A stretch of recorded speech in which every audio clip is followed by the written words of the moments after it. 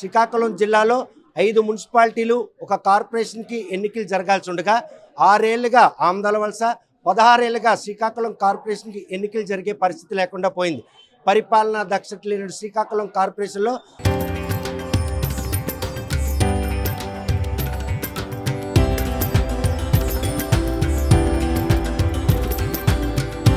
తరతరాలుగా తరగని స్వర్ణ బంధాలు మన మానిపల్లి జ్యువెలర్స్.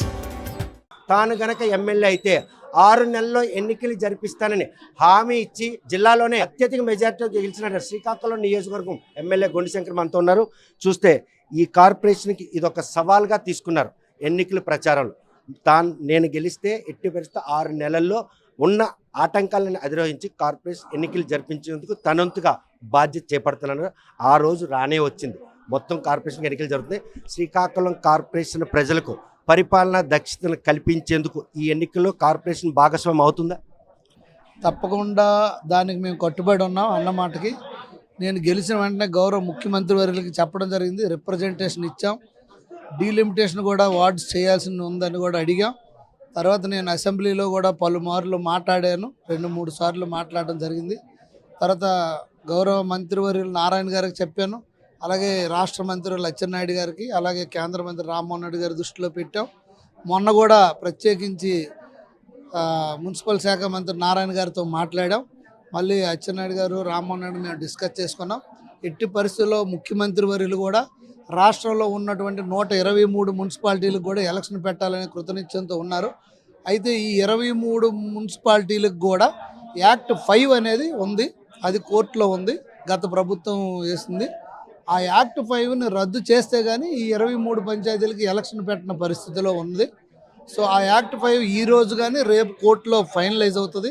అది యాక్ట్ 5 కానీ విత్డ్రా గవర్నమెంట్ చేసుకున్న వెంటనే మెర్జ్డ్ పంచాయతీలు ఏవైతే ఉన్నాయో వాటిని విడిచిపెట్టి పాత మున్సిపాలిటీతో ఎలక్షన్కి వెళ్ళడానికి కూడా ఒక ప్రపోజల్ ఉంది. లేదు మెర్జ్డ్ పంచాయతీలకు కానీ క్లియరెన్స్ వచ్చిస్తే మెర్జ్డ్ పంచాయతీలతో వెళ్తుంది. ఎట్టి పరిస్థితుల్లో ఈ ట్రిప్లోనే పెట్టమండం జరిగింది. ఒకవేళ ఇప్పుడు ఈ 100తో అవ్వకపోతే రేపు అక్టోబర్ నవంబర్లో కంపల్సరీగా 23కి కూడా అవుతాయని నాకు మాట ఇవ్వడం జరిగింది. అయినప్పుడు కూడా అప్పుడు కాదు, ఈ 100తోనే చేయమని మేము అభ్యర్థన చేస్తున్నాం. 2 రోజులు చేస్తున్నటువంటి అభ్యర్థనలో 7 పంచాయతీల విలీన విషయంలో ఇప్పటికే ఎక్సర్సైజ్ మొదలైంది. 5 పంచాయతీలకు సంబంధించినటువంటి ఎవరైతే ఆటంకంగా నిలిచారో వారు మీతో పాటు నడవడానికి సిద్ధంగా ఉన్నారు. 2 పంచాయతీలు మాత్రం ఈరోజు మీకు ఎన్నికలు జరగకుండా అడ్డంకం కల్పించే పరిణామాలు మీరు ఎదుర్కొంటున్నారు. నిజమే. ఏది ఉన్నప్పటికి కూడా నాకు ఇక్కడ స్పెషల్ ఎజెండా అంటూ ఏమీ లేదు. నాకు ఇక్కడ మైండ్లో ఒకటి బయట ఒకటి లేదు. పంచాయతీలు ఉండాలనుకుంటే ఉంచుతాం, లేదంటే వెళ్ళిపోవాలనుకున్నా ఓకే. వాళ్ళు మేము వెళ్ళిపోతాం అనుకున్నప్పుడు నేను లెటర్ కూడా ఇవ్వడం జరిగింది ఆ రెండిట్లకి. సో నాకు ఎటువంటి అబ్జెక్షన్ అయితే లేదు. నా ఉద్దేశం అంతా ఏంటంటే గత 15-16 సంవత్సరాలుగా ఎలక్షన్ అవ్వలేదు కనుక ఎలక్షన్ జరిపించడమే నా మెయిన్ ఎజెండా. దానివల్ల రిప్రజెంటేషన్ అనేది పెరుగుతుంది. దానివల్ల ఎన్నో సమస్యలు వార్డుల్లో డివిజన్లో ఉన్నాయి.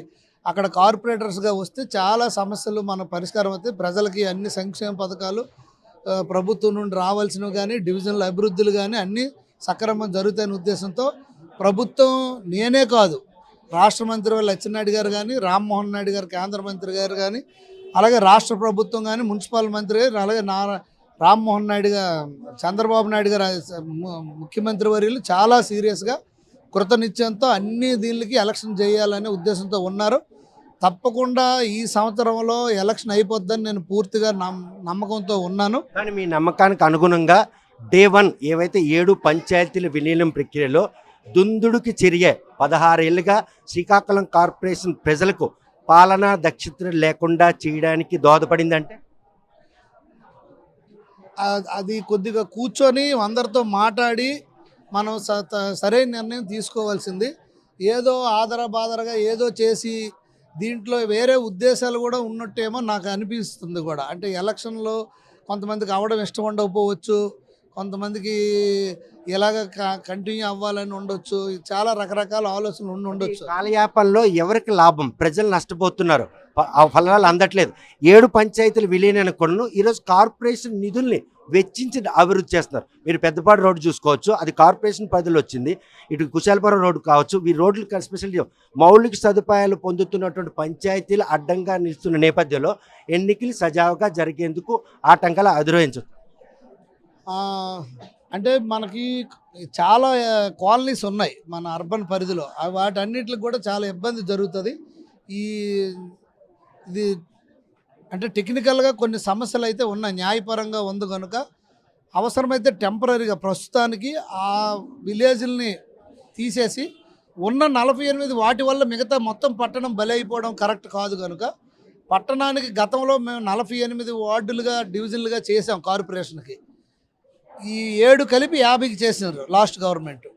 14-19లో మేము 48కే చేసాం. ఒకవేళ ఇది అవ్వనప్పుడు దానికే వెళ్ళి ఆ 48 డివిజన్లకు కానీ 50 డివిజన్లకు కానీ కట్టుబడి ముందు ఎలక్షన్ జరిపించి తదుపరి కోర్టులో ఏమున్నాయో కేసులు అవన్నీ క్లియర్ చేసి ఆ విలీన పంచాయతీలకు కూడా భౌగోళికంగా ఏవి కలపాలి ఏవి కలపకూడదు అవన్నీ చూసుకొని అది కూడా తీసుకోవడం జరుగుతుంది. ఏది ఏమైనప్పటికీ శ్రీకాకుళం పాత పట్టణం ఏదైతే ఓల్డ్ మున్సిపాలిటీ ఉందో మెర్జ్డ్ కాకుండా దానికైతే ఎలక్షన్లు ఎట్టి పరిస్థితుల్లో జరిపించడానికి మేము సర్వశక్తులు వడ్డుతున్నాం. ఆ దిశగా ముందు కదులుతుంది, అవుతుందని నాకు విశ్వాసం ఉంది. మీరు చేస్తున్న ఈ ప్రయత్నానికి ప్రజలందరూ ఆశగా ఎదురు చూస్తున్నారు.